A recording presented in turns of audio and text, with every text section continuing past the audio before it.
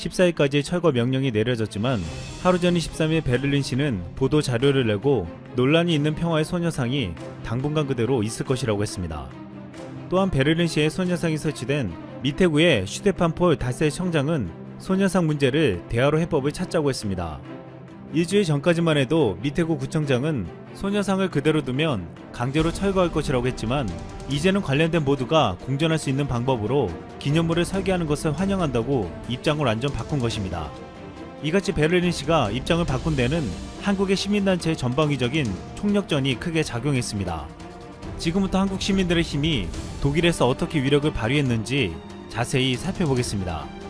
일본은 관방장관, 외무상, 주독 일본 대사관이 나서 위안부 문제를 반일 민족주의라며 소녀상을 철거해야 한다고 압박했습니다.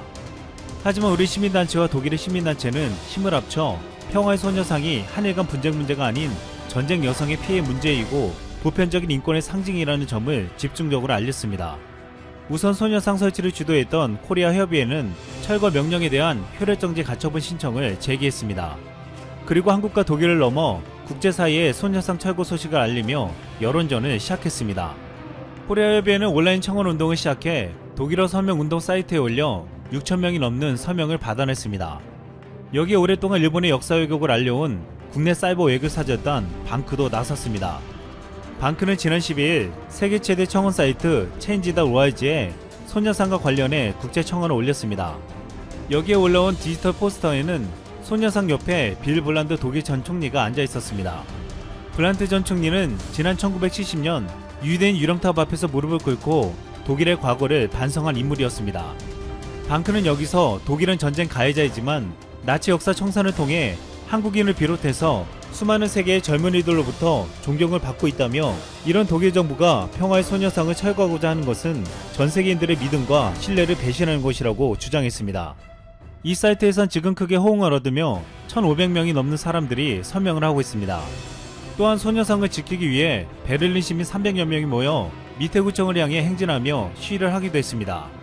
그들은 평화의 소녀상은 이 자리에 있어야 한다고 외치며 이다 슈트로의 베를린 시민은 세계 곳곳에서 기리고 기억을 해야 합니다. 잊히고 반복돼선 안 됩니다. 라고 말하며 베를린은 용감해져야 한다고 외쳤습니다. 여기에 슈레더 전 독일 총리 부부도 소녀상 철거 결정을 반역사적 결정이라면서 당국에 서한을 보냈습니다. 슈레더 전 총리는 지난 2017년 방한 당시 경기도 광주 나눔의 집에서 일본 위안부 피해 할머니를 직접 만난 적이 있었습니다. 피해 당사자와 만나서 이야기를 했던 그는 이 문제에 대해서 누구보다 잘 알고 있었고 남다른 의식을 가지고 있었습니다. 슈레더 전 총리의 부인 김소연 씨는 밑에 구청장에게 편지를 보내 평화의 소녀상 철거 소식을 들었다며 그것은 잔인한 폭력의 희생자로 고통받은 위안부 피해 할머니들의 아픔을 저버리는 반역사적인 결정이라고 했습니다. 그러면서 독일은 나치 역사를 청산함으로써 전 세계의 존경을 받고 있다며 독일 관청이 일본 전쟁 범죄를 은폐하는데 가담해서는 안 된다고 호소했습니다. 미테구 구청장은 이 같은 시민단체의 주장을 듣고 서신들을 받으며 며칠 동안 소녀상과 관련된 역사를 배우게 됐다고 했습니다. 그리고 그가 소속된 독일 녹색당을 비롯해 3인당, 좌파당은 소녀상 철거 명령을 취소하라는 성명을 냈습니다. 슈레더 전 총리는 과거 녹색당과 3인당 연립정부의 수장으로 상당한 영향력을 행사했을 것이라는 분석도 있었습니다. 또한 국내에서도 국회의원 113명이 독일의 평화의 소녀상 철거 명령에 항의하는 내용이 담긴 서한을 주한 독일 대사관에 전달했습니다. 놀라운 것은 지금 일각에서는 이 사건이 전화 유복이 될 수도 있다는 긍정적인 해석이 나오고 있습니다. 이 사건을 계기로 일본군 위안부 피해자 문제에 보편적인 가치가 더 알려지게 되면 1년 기한인 소녀상을 영구적으로 설치할 기회가 될 수도 있다는 것입니다. 코리아 협의회는 40여 개의 독일 시민단체와 연대에 나섰는데 독일의 시민단체는 이 문제가 한일 간의 문제가 아니라고 못 박았습니다. 독일 현지 시민단체 메디카 몬디알레 소속의 자라 프렌베르크는 이 문제는 한일 간의 문제가 아니라 국제적으로 실제했던 문제이고 유엔에서도 인정한 문제라며 미테구를 비판했습니다. 이라크의 소수민족 야지디족 단체연도 해견에서 야디지족 여성들이 일본군 위안부 피해 여성과 마찬가지로 조직적으로 성폭력 피해를 보았다면서 이 같은 여성에 대한 전쟁 성폭력은 국제적인 문제라고 지적했습니다.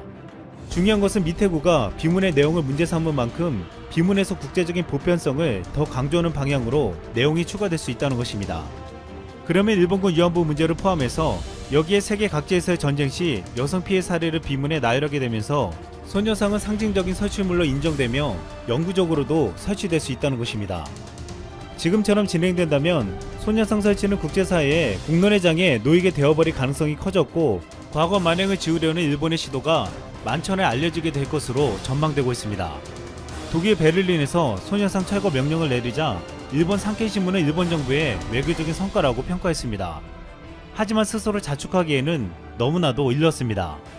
지금 일본의 포털 사이트에서는 소녀상 철거 중단 소식에 놀라며 이 같은 충격적인 반응들을 쏟아내고 있습니다. 여기에서 일본 정부가 실력 발휘할 기회이다. 이 기회에 대대적으로 일본이 올바르다고 주장하자 한국이 일본에 대해 지금까지의 태도를 취한다면 의연한 태도로 보복하자. 초기 단계에서 설치를 인정했으니까 철거 명령도 어려운 것이다. 슈레더 전 총리의 40개의 독일 여성 시민단체까지 끌어들여버린 것은 일본이 바란 게 아니다. 이제 본래라면 1년 설치가 영구 보존되어 버릴 수 있다. 여기서 외교 상황이 나아지지 않으면 일본을 깔보게 될 거고 이 프로파간다가 세계 흐름을 만들어갈 거고 멈출 수 없게 될 거야. 한국 시민들의 힘으로 소녀상 철거가 중단되자 섣불리 자축했던 분위기는 이제 초저함으로 돌변하고 있습니다.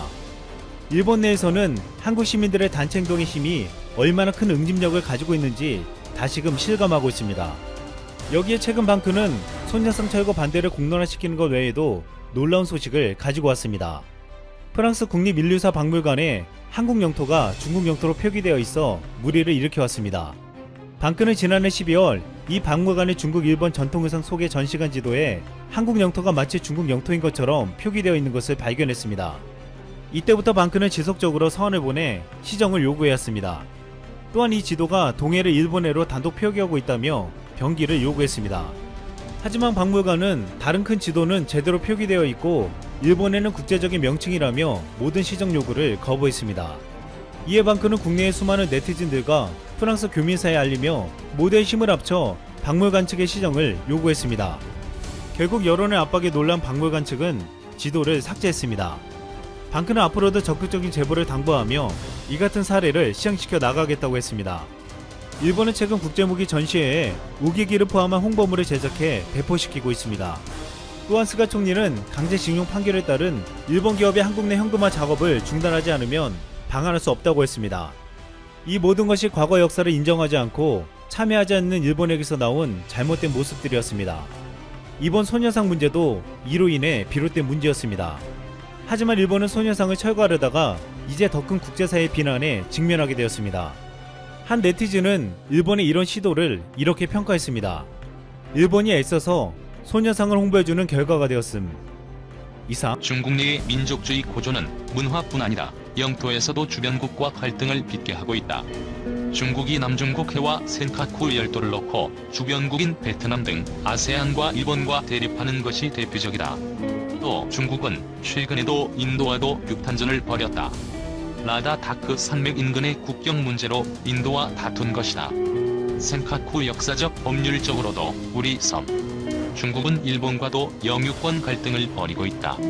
중국은 센카쿠 열도 역시 중국의 영유권이 있다고 주장하고 있다. 최근엔 센카쿠 열도와 관련한 온라인 박물관을 세우기도 했다. 센카쿠 열도는 일본 오키나와에서 서남쪽으로 약 410km, 중국에서 동쪽으로 약 330km 떨어진 동중국 해상의 8개 무인도다. 일본이 시류지배하고 있다. 최근엔 중국 관영 매체까지 나서 샤오이다오의 주권은 역사적, 법률적으로 중국에 귀속된다고 주장하고 있다. 3,400km 국경 맞댄 인도와도 으르렁. 인도와도 중국은 영토 분쟁을 벌이고 있다. 중국은 인도와 3,400km에 달하는 국경을 맞대고 있다. 이 가운데 중국은 카슈미르를 비롯해 시킴, 아루나찰 프라데시 등서 인도와 영유권 다툼을 하고 있다. 올해 6월에도 중국과 인도는 다툼을 벌였다. 중국 인민해방군이 인도군 600여 명과 인도 북부 라다크 지역 분쟁지 가란 계곡에서 무력으로 충돌한 것이다. 라다크는 현재 인도가 실질적으로 관할하는 지역이지만 지난 1962년 인도와 중국이 영유권을 놓고 무력 충돌을 벌인 후에도 국경 분쟁이 지속되고 있다. 특히 라다크 지역의 판공 호수는 인도와 중국이 각각 3분의 1과 3분의 1을 분할 통제해 분쟁의 씨앗이 되고 있다. 지난 2017년 8월에도 중국 인민해방군과 인도군은 이곳에서 난투극을 벌였다. 일방적 설정 후 남중국해 우리 바다. 중국은 파라셀 제도와 스프레틀리 제도 등을 포함한 남중국해 전역이 자국의 영해라고 주장하고 있다. 중국은 국제상설재판소 판결에 불복하고 동남아 국가들에게 구단선 수용을 압박하고 있다. 중국이 베트남과 주로 다퉜던 남중국해 영유권 분쟁은 전선이 확대되고 있다.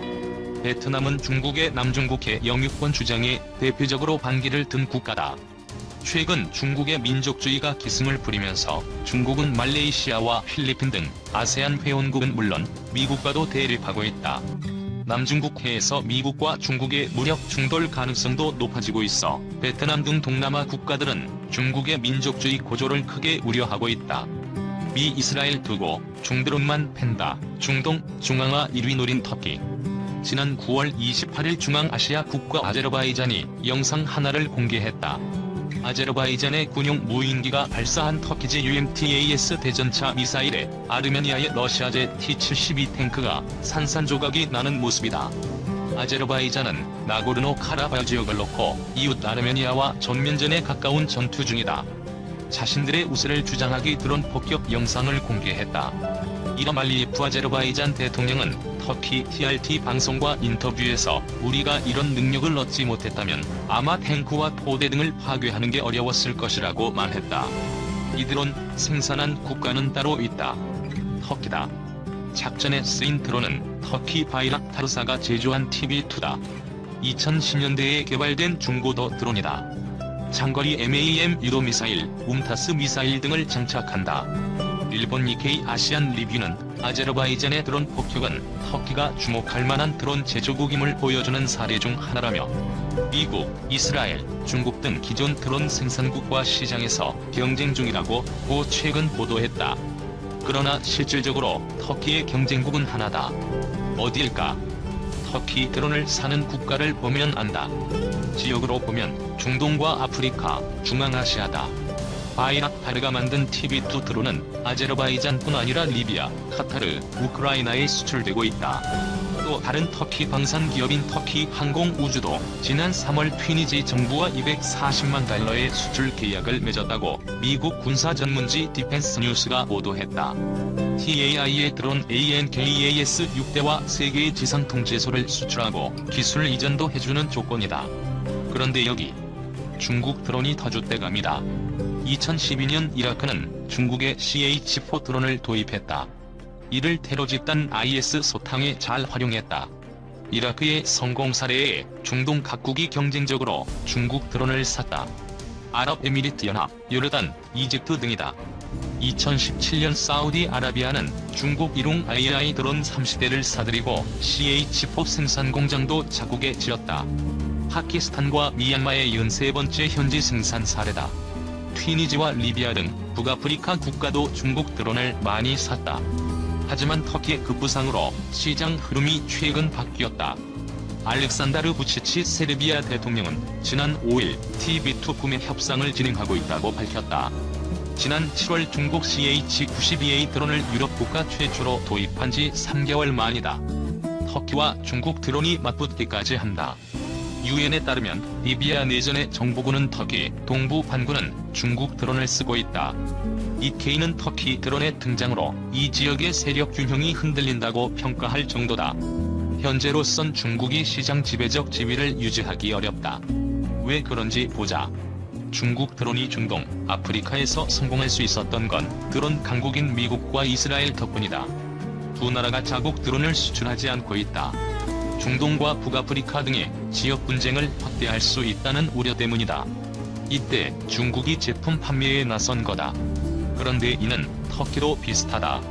이스라엘과 미국산 드론에 의존했던 터키는 2010년대 중반부터 이들 국가로부터 드론을 살 수 없자 자체 제작에 나섰다. 터키산 드론은 쿠르드 무장 세력과의 전투에서 실전 경험을 쌓으며 기술력을 높였다. 시리아와 리비아 내전에서 활약하며 명성을 올렸다. 벤 월리스 영국 국방장관은 터키 드론은 두 전장의 전세를 바꿨다고 평가한다. 이를 본 다른 나라들이 터키 드론 수입에 나선 거다. 같은 조건이면 나와 동색을 찾는 게 인지상정이다. 군사 전문가 아르다미 블루토글루는 니케이의 중국은 터키의 가장 큰 라이벌이 분명하다면서도 터키는 같은 이슬람을 믿는 무슬림 국가들과 문화적, 정치적, 군사적 관계를 깊게 맺고 있다고 말했다. 고객 관리도 잘하는 모양이다. 니케이는 터키 현지 군사 전문가를 인용해 터키 드론은 중국 드론보다는 비싼 게 사실이라며, 하지만 중국 드론은 터키 드론보다 애프터 서비스에 소홀하다고 평가했다. 터키와 중국의 드론 경쟁은 더 치열해질 전망이다.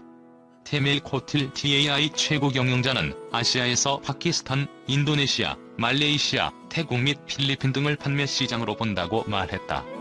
중국도 잠재적 시장으로 여기는 곳이다. 다만 변수는 있다. 미국은